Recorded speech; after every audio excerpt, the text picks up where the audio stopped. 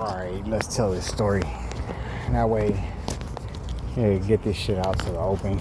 So that way, people know both sides when they're trying to put in work for a snitch, for a fucking tattletale. So, I had moved into a place, right? Back in the day, I used to be in gangs. I used to sell drugs. I used to sell guns. Okay. I'm not encouraging nobody to do that. It was stupid. I was young. I was still learning things about life. I was still learning to grow up and be an adult. And it's just one of them things that you learn. And I learned it. And I was doing a lot of stuff I shouldn't have been doing. And that was one of them. That was two of them. So I was running around selling drugs and selling guns and stuff, and I don't do none of that stuff now. I'm a Buddhist, but so I had got given a fake pistol from somebody. They sold me a fake pistol. I was gonna resell it, and when they sold it to me, I had known that person was a snitch, or they were a cop. And they had other cops with them, and they were about to pop me. And I didn't want them to put me in jail for it, so I had jumped out the car and took it with me. And instead of doing the transaction, I just let them. I kind of did the transaction ass backwards. It's gonna be hard to explain this without incriminating myself. So I did the situation ass backwards. I took the pistol that they were supposed to give me, and I just took it instead of doing the transaction with them, so they couldn't pop me on anything. And I got stuck with that, and I didn't know what to do with the fake one. I only knew how to get rid of real ones, you know what I mean? And I had two other real ones that I was holding on me because I used to always have to keep one on me. And nowadays I don't really care. You catch me, let's do it. But back in the day, I used to always stay with one on me, and I had two of them on me, and those were the real ones. And then I had the fake one. And I had this dude live next door to me, and my homeboys kept telling me, they were from my neighborhood, they kept telling me, they said, hey, you live next to a fucking informant, you live next to a cop. I'm like, how is that? This motherfucker he started a whole neighborhood. Like, he can't be a cop. He started a neighborhood, bro. He's like the leader of a neighborhood. They were telling me, nah, fuck that, this fool's a snitch, he's a cop, man. And they kept telling me, like, over and over and over, and they're like, don't say you know me, bro. Like, telling me, don't mention my name, don't say you know me, I ain't doing business with you while you live next to that guy. And I'm like, oh man. So I'm dealing with my homeboys basically disowning me the whole time and telling me not to deal with this guy, and not to talk to this guy, or not to let them know, not let him know anything about me, or anything about anything I know, or anybody I know. And that's coming from my neighborhood, and from the top of the line, you know what I mean? The people at the top, they're telling me, don't fuck with that guy, don't fuck around that guy, don't let that guy know nothing about you, and they're putting this in my ear, right? So I had seen that he had a female over there, and I was trying to check her out and stuff, and I ended up getting married to her later. But so she was one of his little informant peoples. She was one of his little tattletales. Her boyfriend was a tattletale. He was a tattletale. My guy worked with the police and worked with cops and stuff, and he was trying to set me up, and she stole one of his little heaters, and he had gotten it from a lieutenant, a cop, and she had jacked it from him, and she had brought it to me. And homeboy,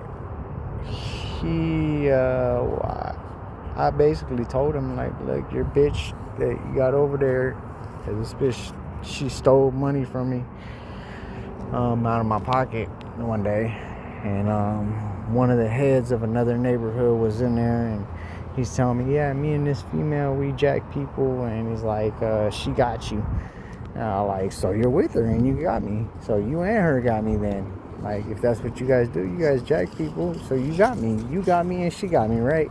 You got me. You guys got me together, right? So I pulled the heater out on him and had him at the end of it. My brother told me, like, stop tripping, dog. He's like, you're gonna catch a lot of time.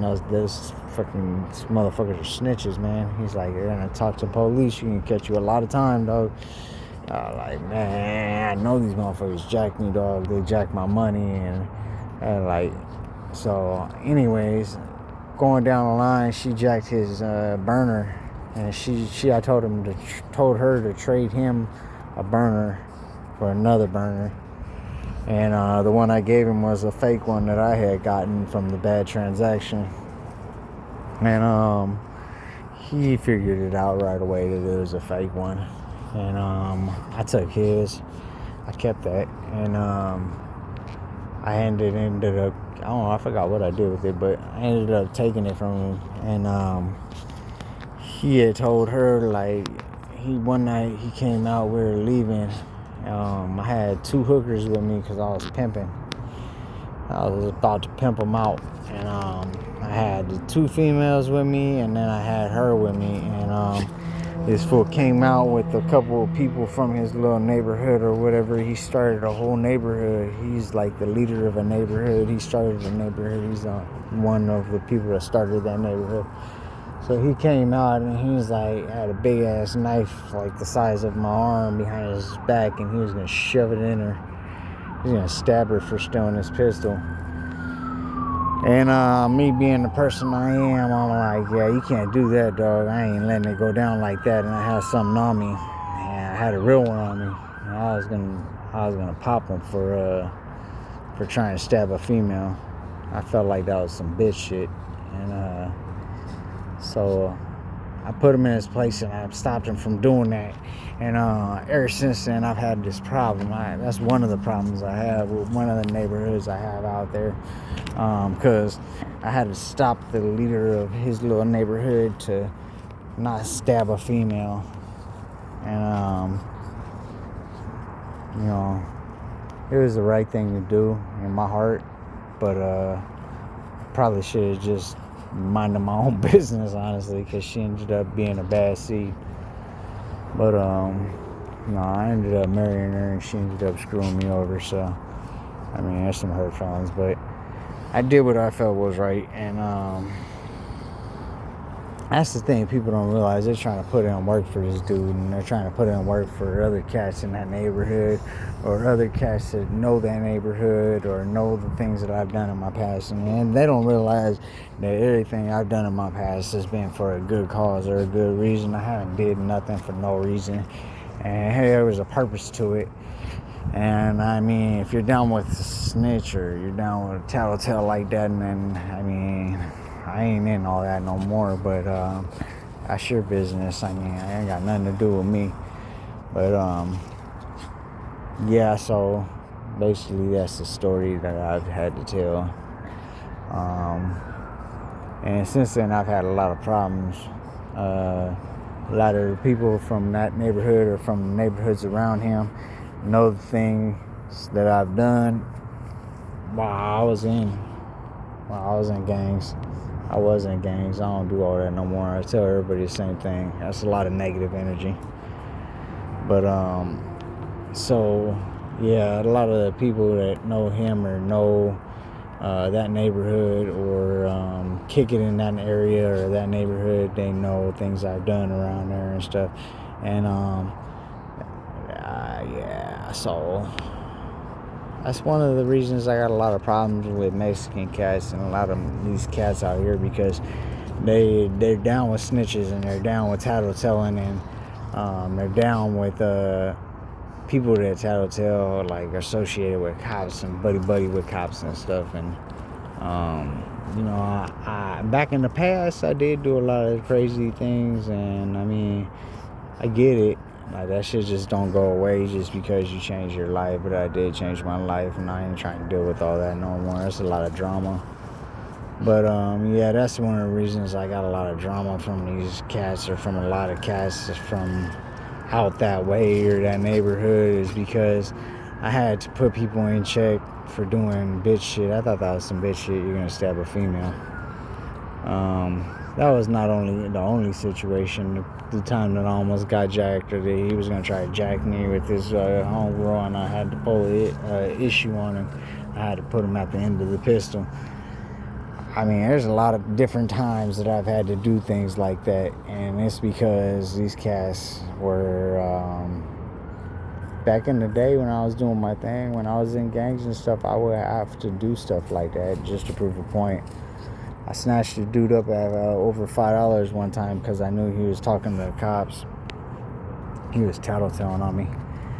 And I snatched him up off the streets. He was walking down the alley. I snatched him up off the streets because homeboy was fucking tattletelling.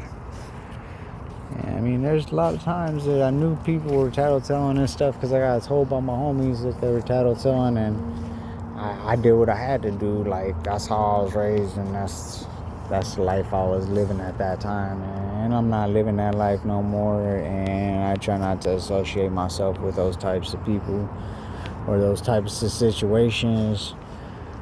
But unfortunately, it does follow me. So when you guys see me posting videos about stuff, about ransom, or about bounties on my face, or money on my head, or whatever, or problems I have with random strangers and people and stuff, and like people in stores that like follow me outside and try to start some stuff, or people that try to bump shoulders with me, I get a lot of negative energy in my life.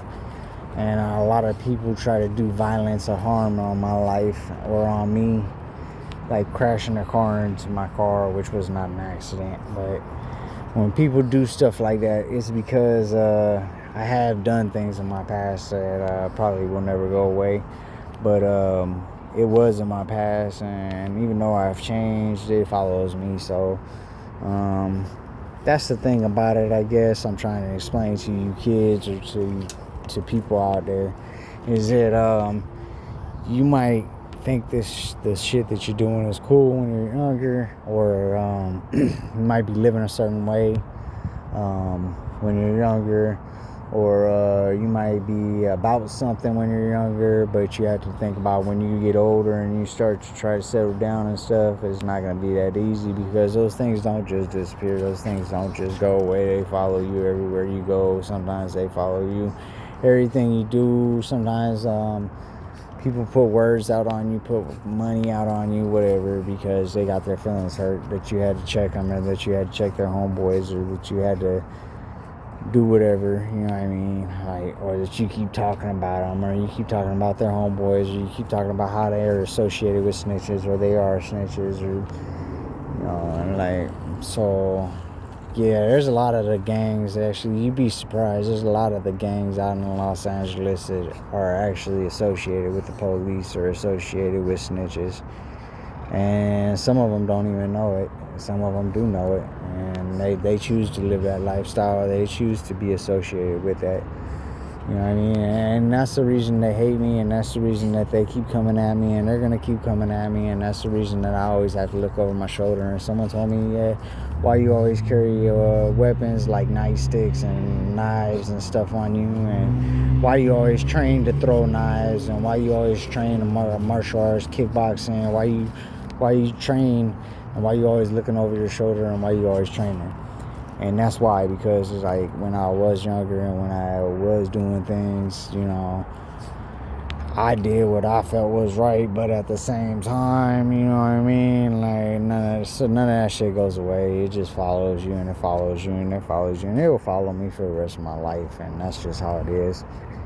And no matter how much I do better, or no matter how much I do positive in this life, I'll always have that hanging over my head, and I'll always have to watch over my shoulder because of that. So when I tell people not to walk up on me in the dark, it's not because I'm scary, it's not because I'm worried, it's because I do have enemies. I have a lot more enemies than I have friends, and actually I got very few friends nowadays. I had a lot of friends back in the days. But that's because I was doing crazy stuff and people like crazy people.